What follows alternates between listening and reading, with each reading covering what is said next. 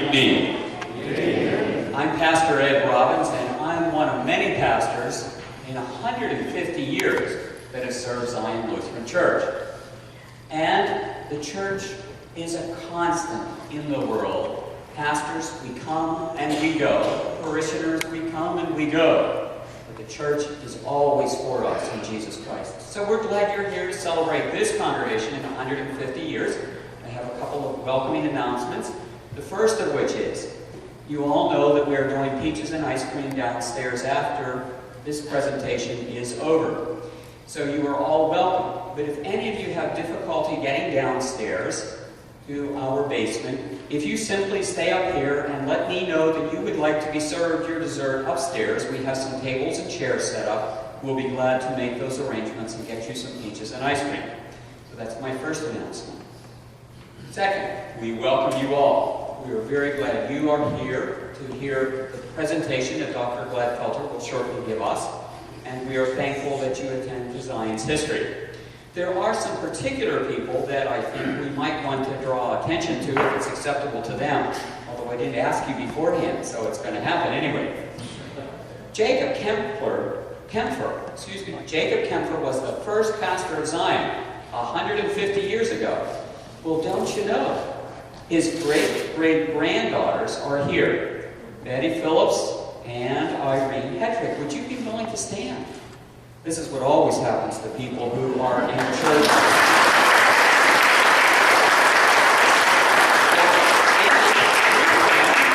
Is Pam Zimmerman a great-great-great-granddaughter? Pam, would you stand?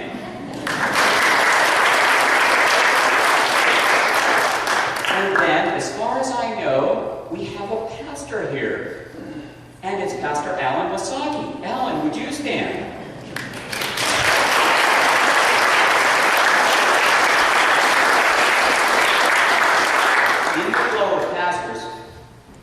Jacob Kempfer was here at the beginning. Alan was here many years later, 1966 to 1986.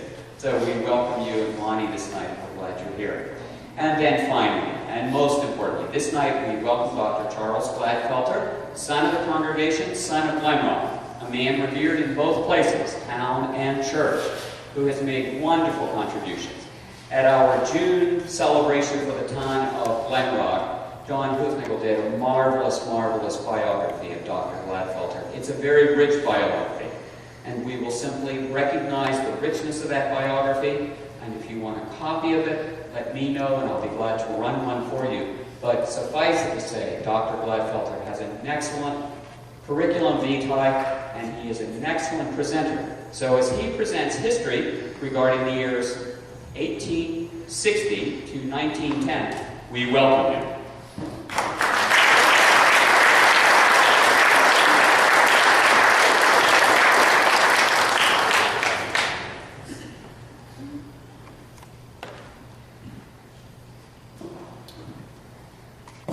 Monday, January 20th, 1941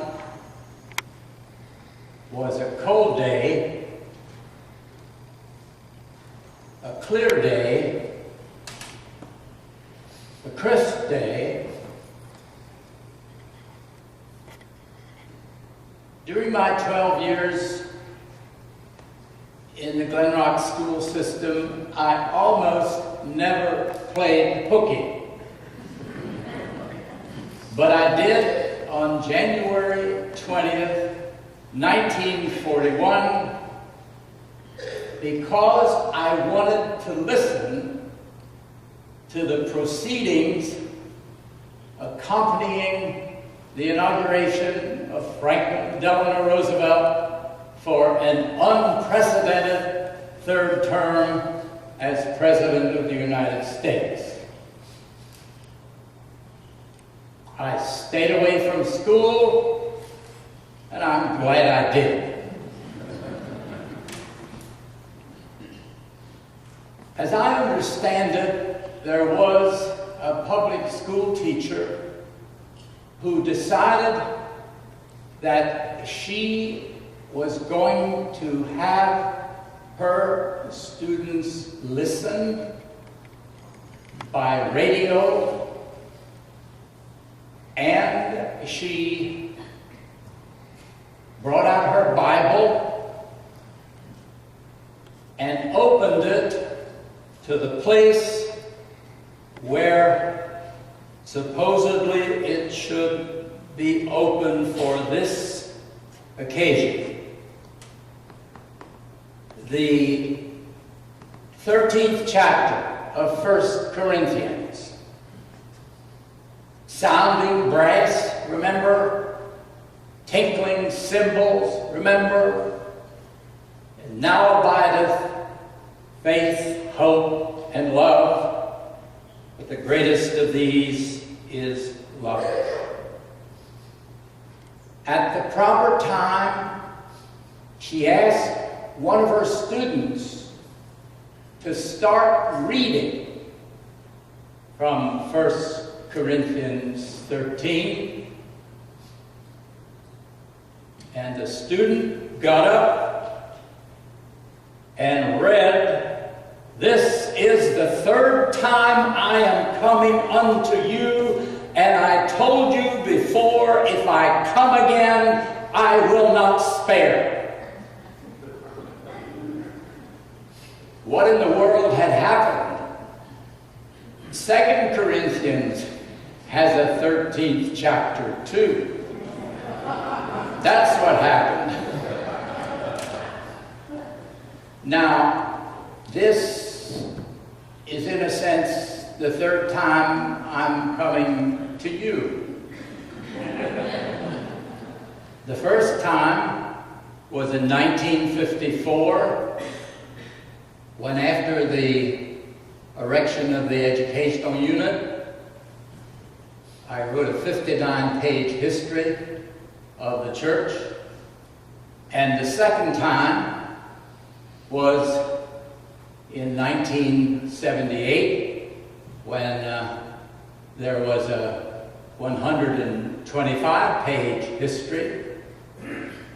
And this would be the third time, but in a sense, this is the fourth, because as some of you know, I was here on the 6th of June.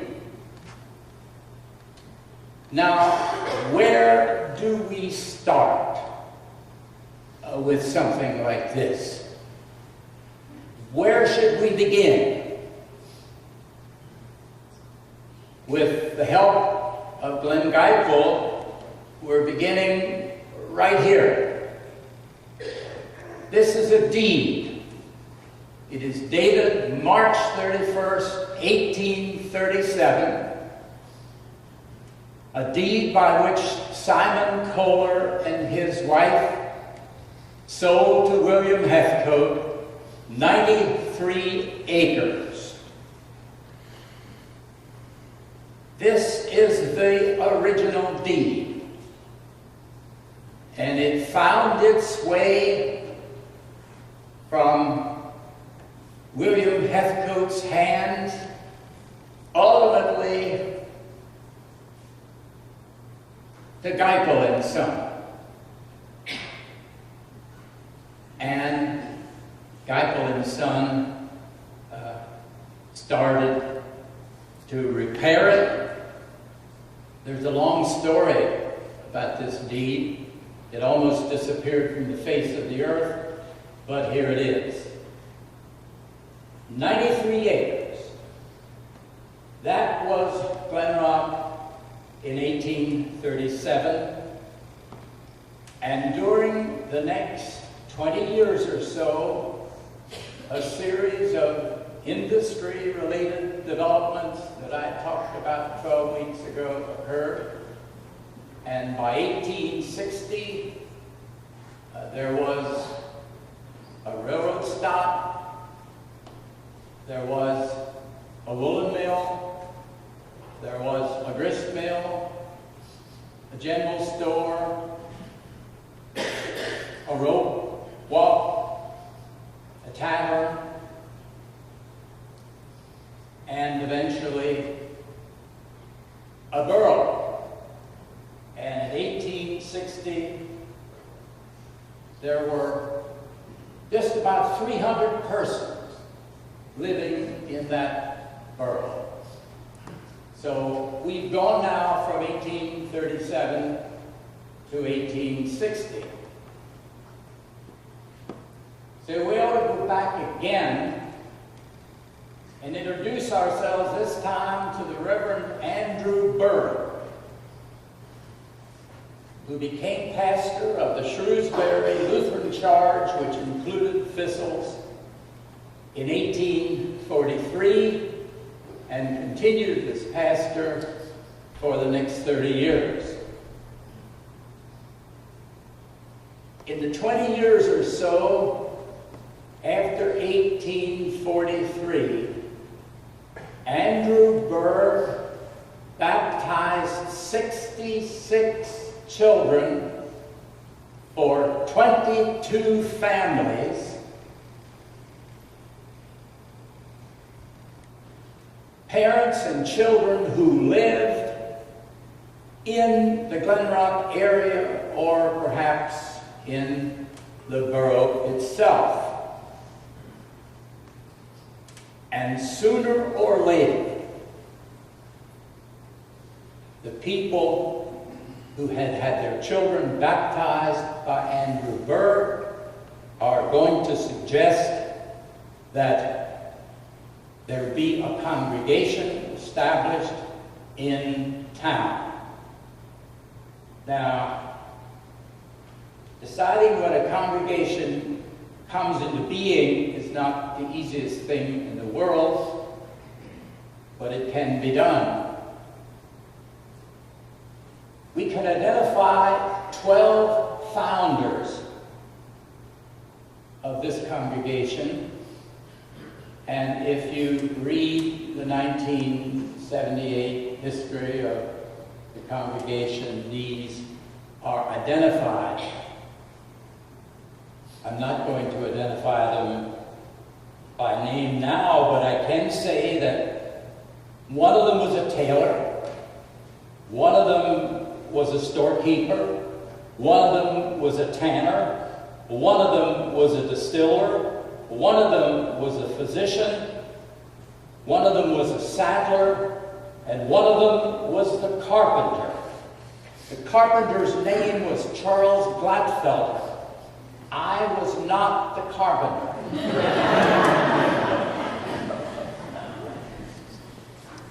These 12 founders held a series of meetings during which action was taken.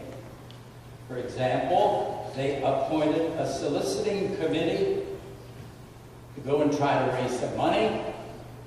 They named some trustees who would be able to hold the deed for property if they purchased it. They named a building committee to start working on a building. Fortunately, we have either copies of these actions, or in some cases, we have the documents themselves. And in July 1862, cornerstone was laid, and in June 1863, the building was dedicated.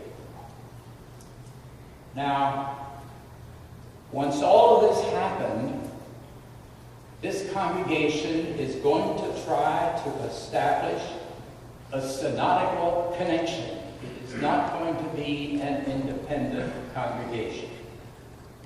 And in the fall of 1863, William Bakel, one of these 12, appeared to the West Pennsylvania Synod meeting in Newville and said, "We would like to join the Synod." And formally, in 1863, Zion Glen Roc was admitted as a congregation. The first pastor was Jacob Kempfer. He was a Virginian, born in the year 1800, and a member of the very first class at the Lutheran Theological Seminary in Gettysburg, a member of the first class. He was eventually ordained, and after a short time in Virginia, he came into Pennsylvania, and in 1833, he became pastor of this Shrewsbury charge. He was the pastor who immediately preceded Andrew Berg. By November of 1863, he was in Glen Roc. Now, Jacob Kempfer oversaw obtaining a cemetery, getting a charter, holding prayer meetings in the West Pennsylvania Synod. Every congregation was supposed to indicate whether it had a prayer meeting. And beginning with Jacob Kempfer, in this charge, there was one. This was an aspect of the Christian life which continued in the West Pennsylvania Synod for a very long time.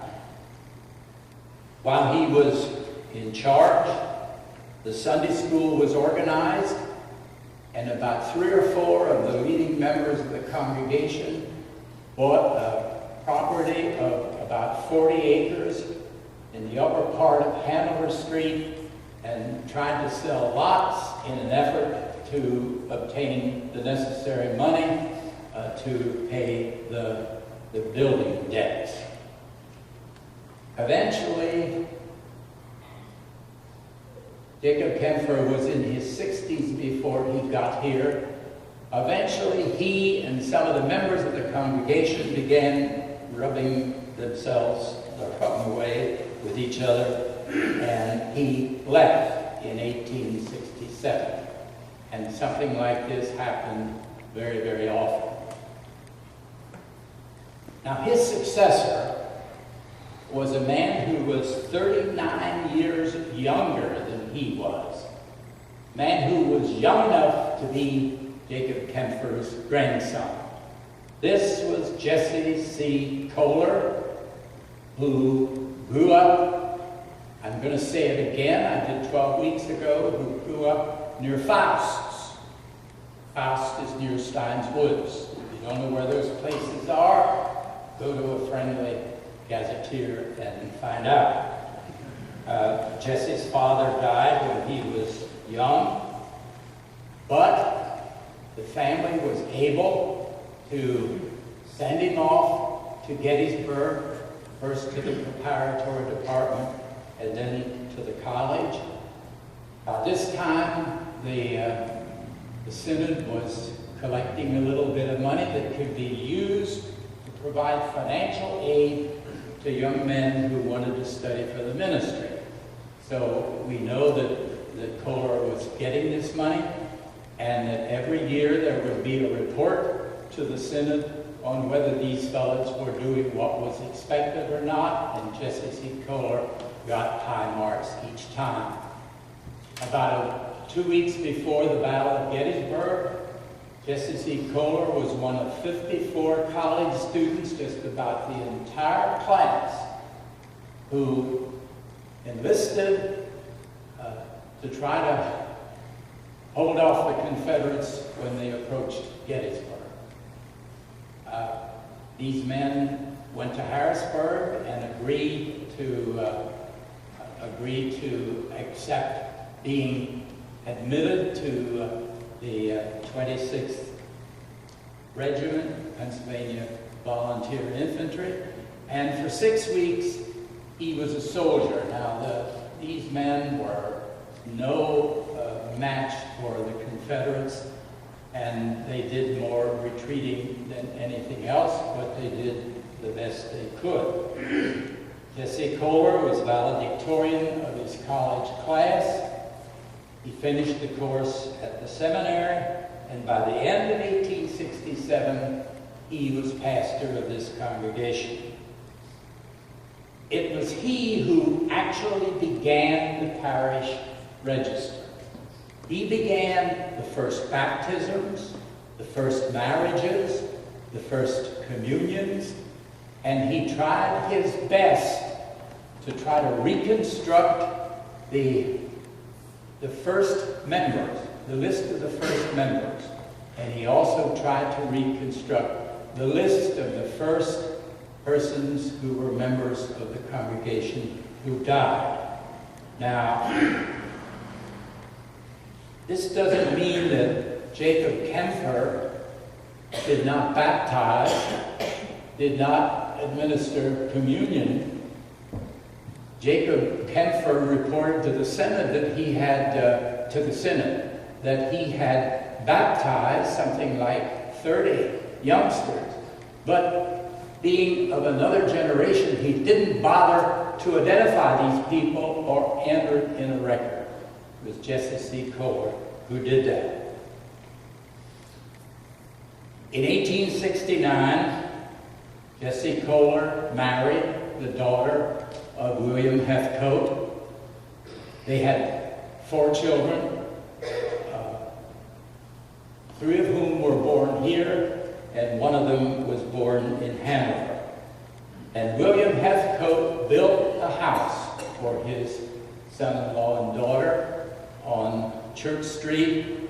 I don't know quite how to describe it, except to say it's where Dr. J. Stuart Sykes used to have his office. It's in the first block of the north side of Church Street. As a young man, Jesse C. Kohler was very active in the Sunday school, in the church, in the community. The item in 1874 said that his hardest home sermon, preached in German, was comprehensive, practical, and eloquent. And the next year, the item said that this man preaches able, practical, and instructive sermons. Go and hear him. The other churches in town got along very well, this pastor, and it was during his tenure that Hametown was admitted into what now became the Glen Roc Hametown Charge. This man was a scholar. He wrote an article of 17 pages in print called "Should Clergymen Study Natural Science?" This was about the time that people were learning about Charles Darwin and evolution, and when a lot of people were taking sides for or against. Jesse Kohler took a stand similar to the stand of some of the professors who'd worked with him at Gettysburg. God created the whole universe, the universe of science and the universe of faith. If the only purpose in life is to get into heaven, we really don't much need learning and culture. But according to Jesse Kohler, Christian character should be developed so that we can live useful lives before the gates of heaven are open. And that wasn't the easiest thing for him to write.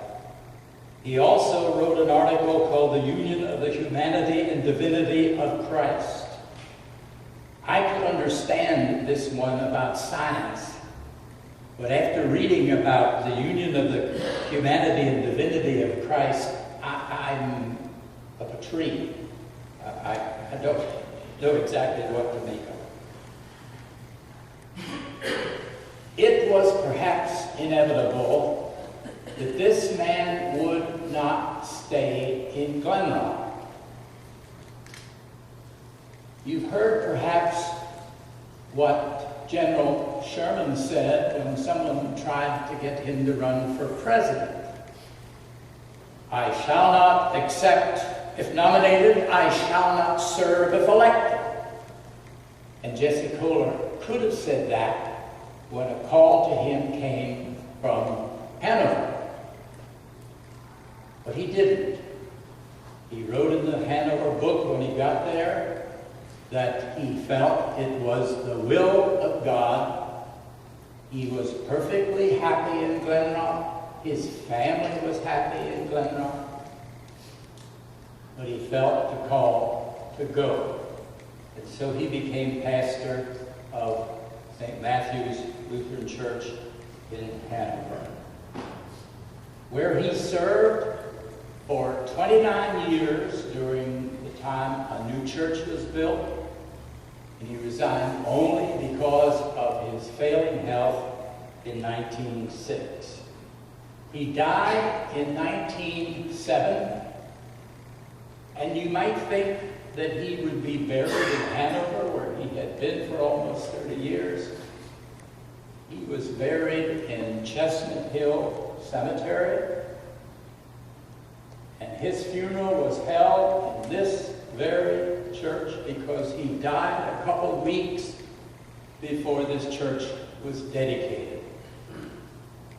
Alice, his wife, William Heathcote's daughter, lived on until 1943, a widow for 36 years. And as you would expect, when she died, she was buried in Glen Roc too. You have to pity Alice in the best sense of that word, pity. She outlived 3 of her 4 children.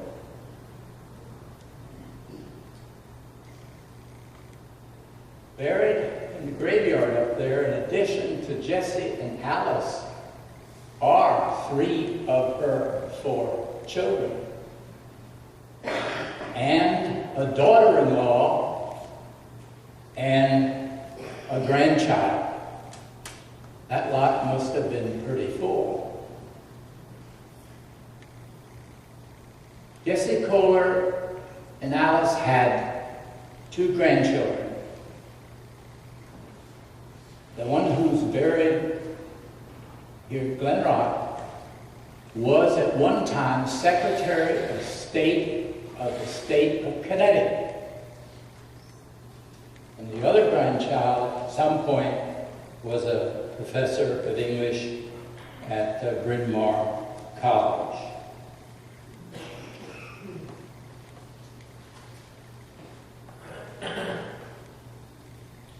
After Jesse Kohler's death, there was a memorial in the minutes of the next synod. Here are some of the words from it. Dr. Kohler was prominent in our church. He was recognized as one of the ablest preachers, theologians, and writers in the General Synod, but his modesty and timidity kept him in the background more than his friends thought should have been the case. His writings for periodicals and magazines evinced a high degree of literary ability, but he was too busy a preacher and pastor to devote much time to history work. He was president of the West Pennsylvania Synod for 3 years. He was secretary for 3 years. For some years, he was a member of the board of directors of the Gettysburg Seminary. For 20 years, he was a member of the board of home missions. He was a member of the board of publications of the church. And at the time of his death, from time to time, he was a member of other important committees. He was truly a great man and a good man. Although he was a man of strong intellectual attainments, he was always modest and retiring. He never sought honors which might just be his. the college, Gettysburg College, granted him the degree of Doctor of Divinity in 1886. So we had to look for a new pastor. That new pastor, turns out, was the Reverend Joseph Bittinger Wolf. He was born near Abbottstown to an old Lutheran family. He became a public school teacher. He did not seek the ministry immediately as Jesse Kohler did, but eventually he felt the call and he went to Gettysburg, completed the college course, completed seminary course. He was one of several candidates to succeed Kohler, and eventually he was elected, married, and began in July 1877. The vacancy was only a couple months between Kohler and Wolf. The item welcomed him. We repeat what we have said elsewhere and what we have said in the past, that this charge has acted wisely in making the selection it did for a pastor, believing that Mr. Wolf will be the right man in the right place. He has ability, culture, and above all, good common sense, and a degree of modesty most becoming to a minister of the gospel. He has the elements to make a first-class pulpit orator and an acceptable pastor. The congregation had no parsonage of its own. The parsonage in which the Kohlers lived belonged to William Heathcote. In 1883, a parsonage was built next here, but Wolf had some health problems from time to time, and in the 1890s, his doctor said that he must get away from the low spot here and go onto one of Glen Roc's hills, which he did. There were 2 Wolf children, a daughter and a son. Now let's pause for a minute to look at the growth of this congregation. The Synod, for a long time, would list membership, and eventually began listing baptized, confirmed, and communing, but at first just membership. And using that, we note that during Kempfer's 4 years, the number of members was between 65 and 70. When Kohler took over, the membership, the first year he reported, was 83, and when he left, it had a little more than doubled, 83 to 177. The census of 1880 showed that about 1/4 of the residents of Glen Roc were members of this congregation.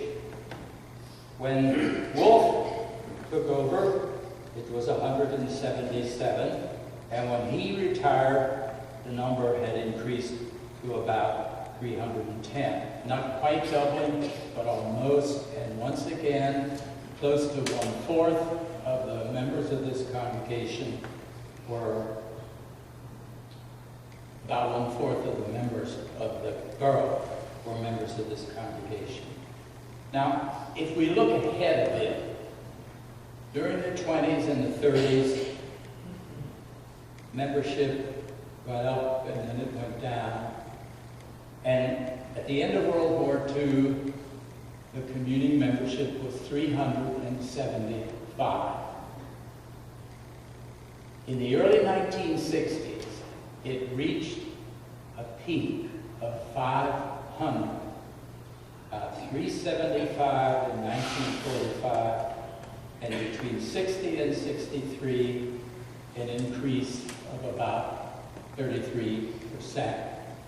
I was one of the teachers of the men's Bible class in the early 1950s, and there were 60-some members of that class, and it was not unusual for 40 to 50 of them to be in Sunday school.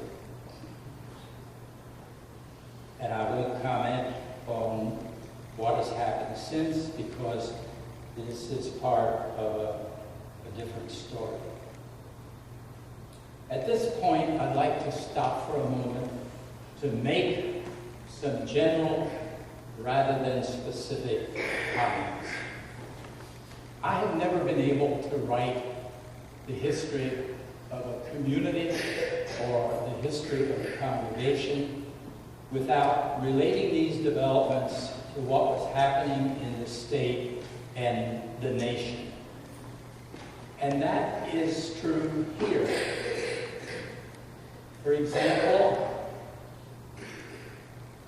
as is the case with the congregation of which I'm now a member, it's difficult not to get close to the end of the year wondering how we're going to make up the deficiency. I'm sure that that's something like that is happening here. And it was happening during much of the history of this congregation.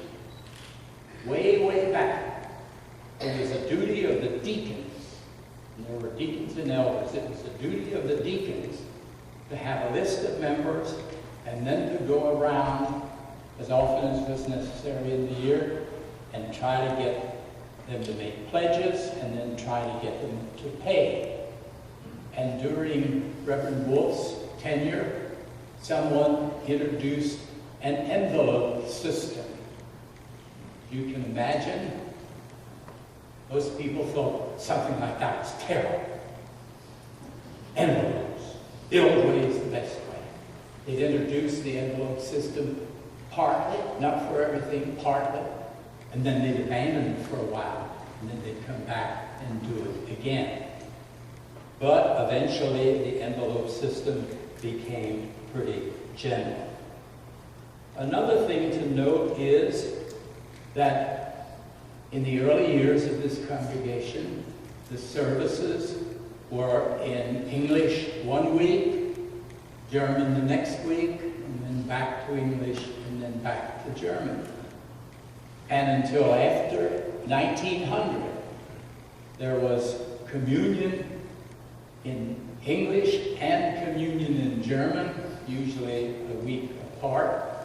And there were times when the number who communed in German was about as large as the number in English. And I think some people went to German communion because that's what they were accustomed to, and they wanted it to continue.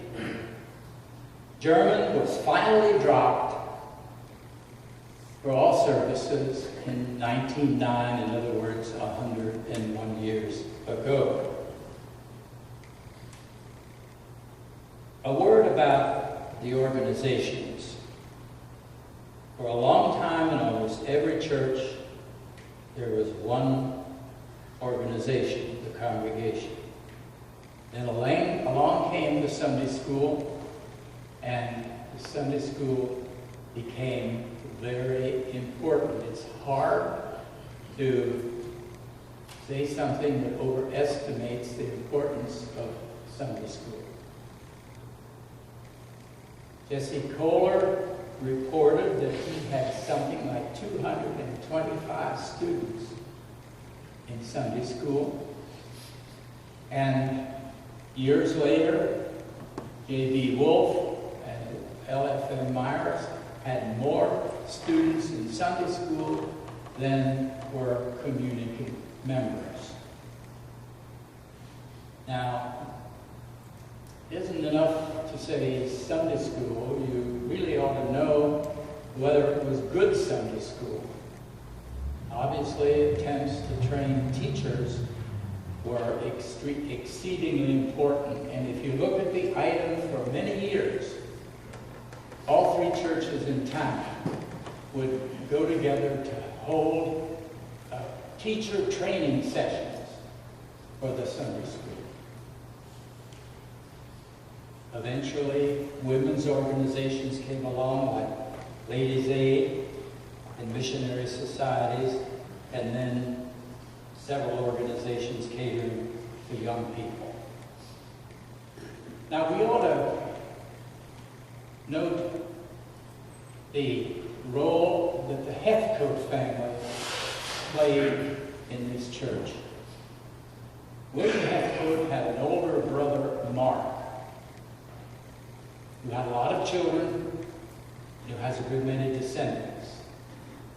Mark and virtually all of his family found their way into the evangelical church. It was a little different story with William. William's oldest son was confirmed, not baptized, he was confirmed. In 1864, he took over the woolen mill and died in his 30s, only a few years later. There were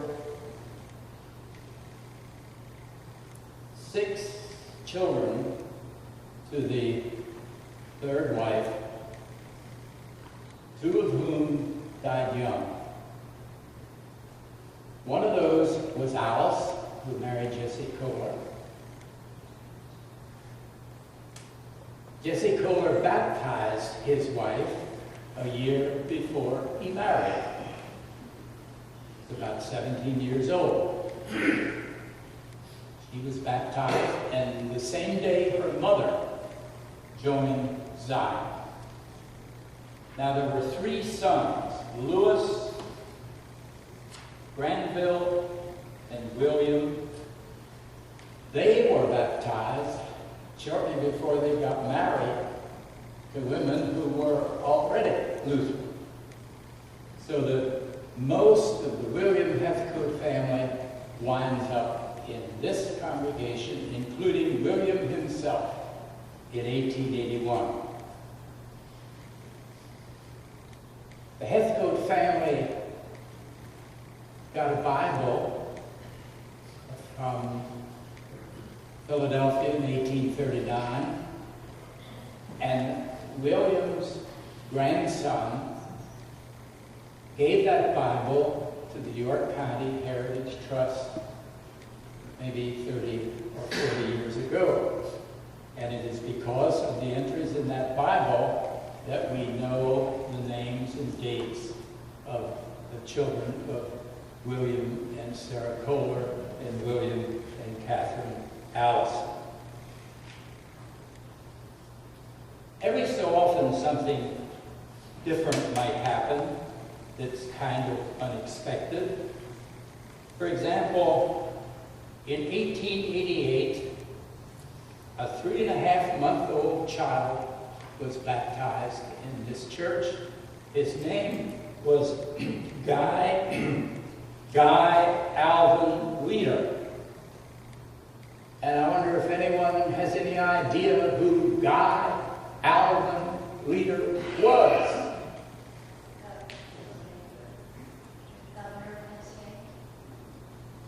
Guy was the father of George Leader. You're close. You're about as close as you get. Another odd thing is that not only was this little baby baptized when he was 3.5 months old, his mother was baptized at the same time. Why? I asked Governor Leader why. And he explained that his grandmother was Brethren. And when she produced their only child, he was baptized, she turned Lutheran. Now, Guy's father was George. In other words, George was the grandfather of the governor, too. And this George Leader lived in town for about 10 years, and he was a member of the council of this congregation for about 5 years. So there is a connection between this congregation and the governor of Pennsylvania. Let's get back to the man many people knew as Pape Wolf. In 1879, the editor of the item called Wolf an excellent sermonizer. And in the same year, he said, the people are becoming increasingly attached to him. When he celebrated 25 years here in 1902, he told the people that he had visited every family in the parish at least once a year. Excellent sermonizer, increasingly attached, he had visited every family at least once a year. After my 1954 History of Zion came out, someone sent a copy to Hugo Schroeder in Baltimore. And some of you remember Hugo Schroeder as pastor here from 1935 to 1941. And as you heard me say already, it was Hugo Schroeder who confirmed Bob Tice and me on Sunday, 1938. Hugo Schroeder not only got this book, but he wrote me a letter. You did a beautiful appreciation, Charlie, of Dr. Wolf, whom we all realize was the man who made Zion Church what it is now. I don't know that we'd all agree with that, but that is the estimate of an intelligent pastor. Naturally, I never knew him, yet I heard so much about him that I used to feel at times as though he and I were personal friends. What a man he must have been to come from seminary to a rural church and stay there for 40 years, and at the end be so deeply loved as Dr. Wolf was. Usually popularity wears off and pastors move on. But Dr. Wolf never found this necessary as sufficient tribute to his tact, his sound character, and his personal appeal. Now, Wolf died in 1923 after he had retired here, and his successor, Reverend L.F.M. Myers, wrote this tribute to him in the minutes of the West Pennsylvania Synod for the next year. He loved to preach and carefully prepared his sermons, which he delivered, Reverend Myers said, with telling force. Coupled with this was the fact that he was a welcome visitor in the homes of his members. This helped to get him a D.D. degree in 1906. Now, there's a theme that appears at the beginning, that appears throughout. His interest in preaching, the time he prepares to preach, the effectiveness of his preaching, and the way in which people respond. When I wrote in 1954, I obviously talked to quite a number of people who knew Pape Wolf well. I didn't come across anybody who did not feel warm about this man, about his humanity, about his interest in being a pastor. Hugo Schroeder, in his letter, dared me not to say something about Pape Wolf. When someone dares you to do something, you want to do it.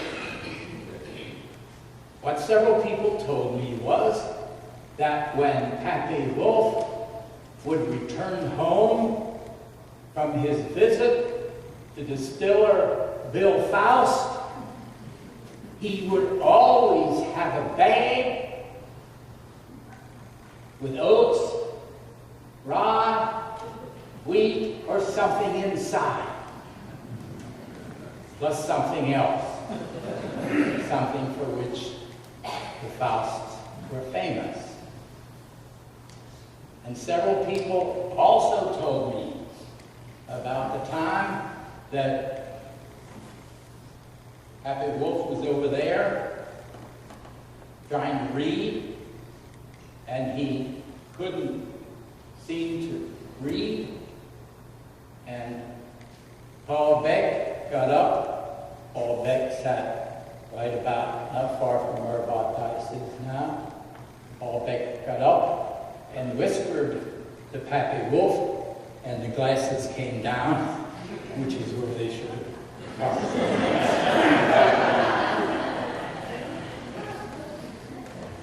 Now, my assignment is to take us to the dedication of this brand new church. The decision to build was made in 1904. Wolf had been pastor for 25 years. He was in his mid-50s. He was an ex officio member of the committee. A good committee was needed.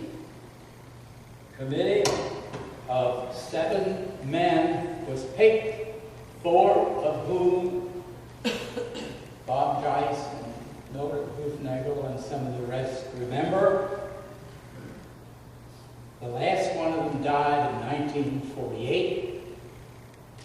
Would you believe it? Those 7 men served as elders and deacons in this congregation for a total of 108 years.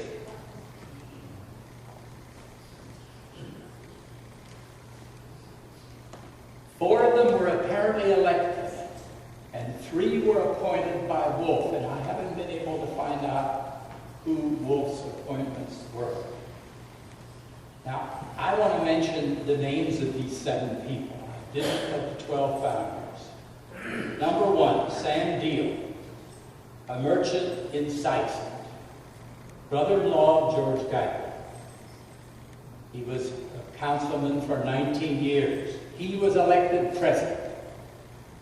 Joe Dice, a resident of Glen Roc, connected with Glen Manufacturing. Joe Dice was on the church council for 34 years. William Faust, of Faust's, a distiller. Bill Faust was a member of council 2 years, and he did not attend council meetings very regularly. George W. Geiger, furniture, undertaking, he was councilman 10 years. William W. Sykes, Bill Sykes, he served 5 years. He was a carpenter. He was an employee of Glen Manufacturing for a long time. Henry Bullinger, in Glen Roc, on the council 12 years. He worked in the Glen most of his career. He was an expert woodworker. And I'm sure that we are looking at some of Henry Bullinger's work right now. He died 1 month before the church was dedicated. Now, we also need an architect. And the architect is most certainly going to be one of the members of the committee. It's going to be Joseph Dice. There's something odd about Joseph Dice. Maybe his great-grandson doesn't seem that way. His maternal grandfather was a prominent evangelical preacher.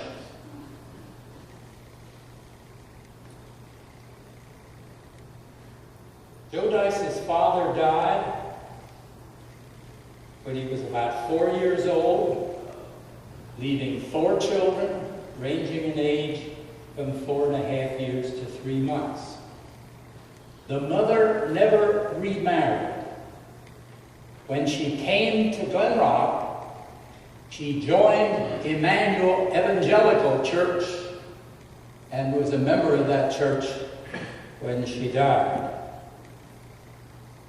Now, all 3 of the children of Henry and E.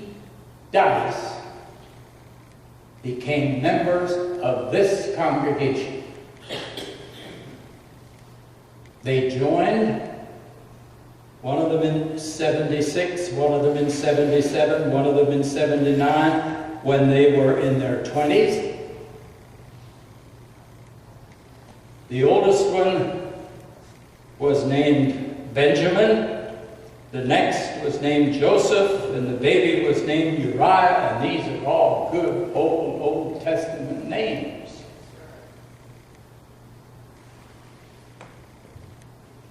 Benjamin Dice, what happened to him? When he was in his 30s, he decided to go to seminary. And he went to seminary. He completed the course. He was ordained a pastor, and for 1889 to 19, for about 35 years, he served Lutheran congregations over a pretty wide territory, and he organized several congregations. Benjamin S. Dice. Uriah Dice, there may be one or more descendants of Uriah Dice here. He eventually founded Dice Furniture Company, and that continued in business until after the Second World War. Now, Joseph Dice served very briefly in the Civil War, and would you believe it, at the age of 14, Uriah Dice also served briefly in the Civil War. You probably don't believe me, but it's the truth. We can prove it from the records. In 1870, Joe Dice came to Glen Roc. A man of many interests and many skills. He and his brother Uriah were in the furniture and undertaking business for about 5 years. And then Joe went on to something else. Joe was interested in music. He was one of the founders of the revived Glen Roc Band, the Glen Roc Musical Association. He was director of the choir in this church for a number of years. He wrote music, he published music, and he sold his publishing company to Roland F. Seitz in 1888.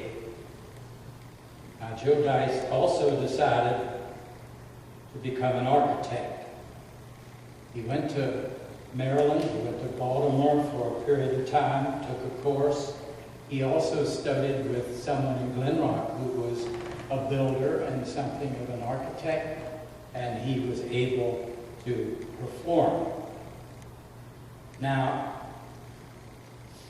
about 1875, he became a major partner in a sash factory, a planing mill, a warehouse, a lumber yard, which specialized in doors, windows, stairways, panels, wainscoting, office furniture, and church pews. This was a Glen manufacturing company. At times it employed 70 people. At times it was the largest employer in Glen Roc. And before very long, Joe Dice was presenting plans for churches and banks and schools and houses in South Central Pennsylvania and Maryland. And I hope that someday someone will try to find out just how many of these facilities were designed by this man. In 1888, this is what the item had to say. Joseph Dice is rapidly gaining popularity as a most gifted architect. He has excellent and original ideas in architectural designs, and being a most practical contractor and mechanic, he has the advantage of anyone not experienced. In February 1905, before the old church was taken down, there was a congregational meeting, and Joe presented his plans for this church, which were unanimously approved. His work was described in detail in an article that appeared in the item a couple days before the dedication of the church. And certainly he had responsibility for preparing this information, but it wasn't all his. This new temple of worship, according to this story, is an imposing structure. The style of the building is Romanesque throughout. It is built of Port Deposit granite. Port Deposit is in Maryland on the east side of the Susquehanna River. Some Port Deposit granite is in one of the U.S. Treasury buildings, in a building at the Naval Academy, in a building at Haverford College, in a building at the Boston Public Library. The new church could seat 700 people plus whatever could be gotten into the primary department. This article says that there was not one but two main entrances, and that most modern processes were used in trying to devise heating, ventilating, and acoustics that would keep air circulating. According to the story, this effort obtained the close attention of the architect. Virtually all of the woodwork, including the altar, 5-foot 4-inch wainscoting, was finished in mahogany in a rich antique color, which is designed to offer a sharp contrast with the deep green carpets, the curtains, the upholstery, with the gold finish of the organ pipes, with the subdued light produced by the arc glass windows in the daytime and the electric lights at night. All of this is designed to produce a very pleasing effect. The sanctuary floor is bowl-shaped and leans toward the pulpit. Then there is that paneled ceiling, supported by 8 arches, terminating in a 20-foot dome in the center of the ceiling. There's a ventilating panel up there. All of the arches, as well as the circle that's formed at the base, are studded with electric lights. One of the duties of a parishioner, a young parishioner, who was not captivated entirely by the sermon, was to count those lights. And I have a record at home, which is my total, 192.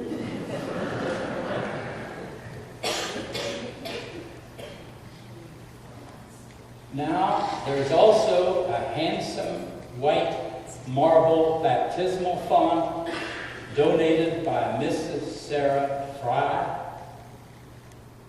And Mrs. Sarah Fry was one of the charter members of the congregation in 1863. These are the plans. Let's go look back and hurriedly note that these plans had been adopted by the time the last services were held in the old church in April of 1905. The cornerstone of the new church was laid 2 months later. The first services in the new church were held in the Sunday school room the day before Christmas, 1905. In the winter of 5 and 6, work was suspended.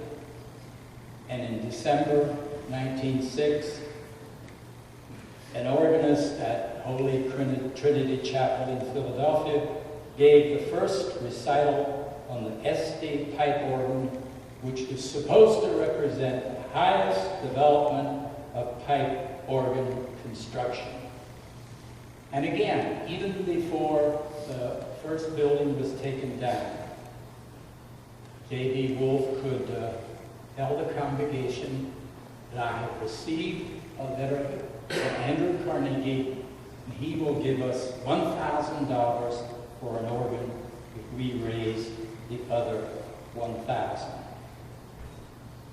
You might be interested to know who selected the organ. There was a committee. One of the members was Dr. W.C. Seitz. One of them was Roland Seitz, and those two men were brothers. Dr. W.C. Seitz, I think, lived until about 1935. W.C. Seitz, Roland Seitz, Paul Beck, Eli B. Keller, who was a chorister, and finally George W. Geiger. And then the first services in the new sanctuary were a couple days before Christmas, 1906, but they decided to wait to dedicate until spring. A day to be remembered in the life of this congregation is May the 12th, 1907. It took services in the morning, services in the afternoon, services in the evening. There was a huge turnout. It took the help of all three pastors. It took the help of all three choirs. It took the help of all three congregations. And when it was over, the cost was about $30,000, all of which was paid in a matter of 2 or 3 years. The Glen manufacturer provided lumber, pews, pulpit furniture, the altar, and work from the planing mill. And a sizable segment of the cost was for things produced here, and as I said, the work of local craftsmen is here, and perhaps for almost all of us, hidden. The article that appeared a couple of days before the dedication said that to Joseph Dice, the architect, is due no small measure of commendation.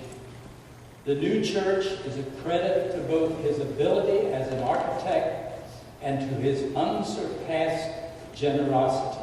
He had his ideal for a church for the congregation with which he worships, and to erect such an edifice he called into play all his splendid talent in designing, and counted no sacrifice that he could make too great, to the end the new house of worship might approximate his ideal. Now we know how much was paid for the lights, we know how much was paid for the wiring. there is nothing in any account that I have found indicating that Joseph Dice was paid anything. And if you're mean-spirited, you might say, well, he got it because the bill paid to Glen Manufacturing, which was his company, comes to over $4,000. But don't be mean-spirited today. One of the ministerial sons of Zion was Alan Trout, and he wrote to me in 1954 saying what he remembers from May 12, 1970. He remembers the anthems, he remembers this, he remembers that. And he said that he gave $5 to the organ fund from the pennies that he had saved.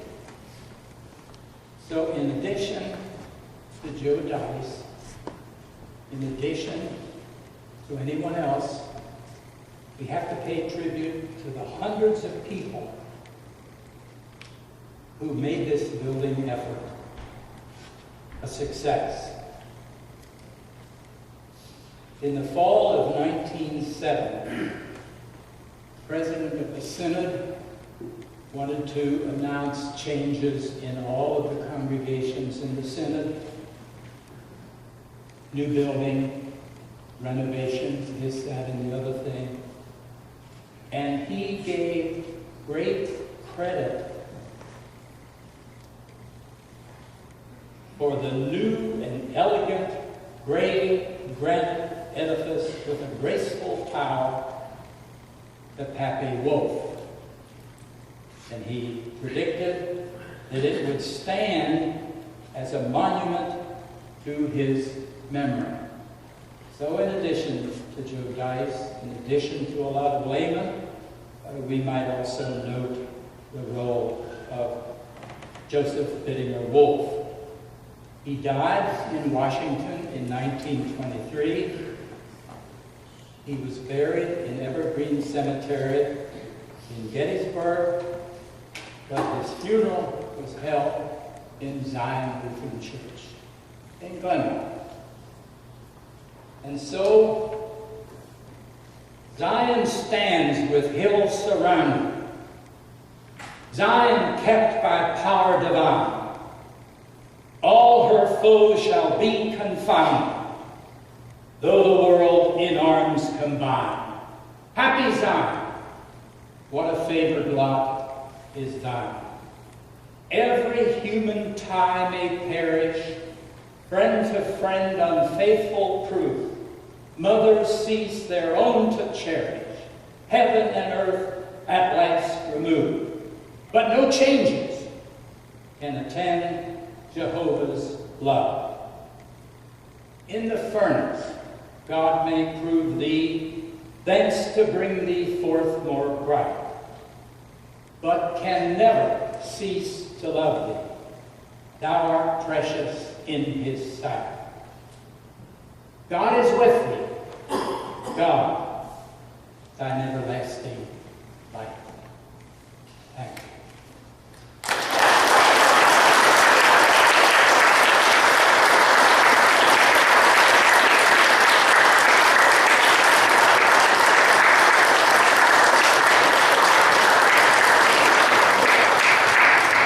Thank you, Dr. Glatfelter, very much. We deeply appreciate your coming to spend time with us, and I think our appreciation, would be best expressed by another round of applause.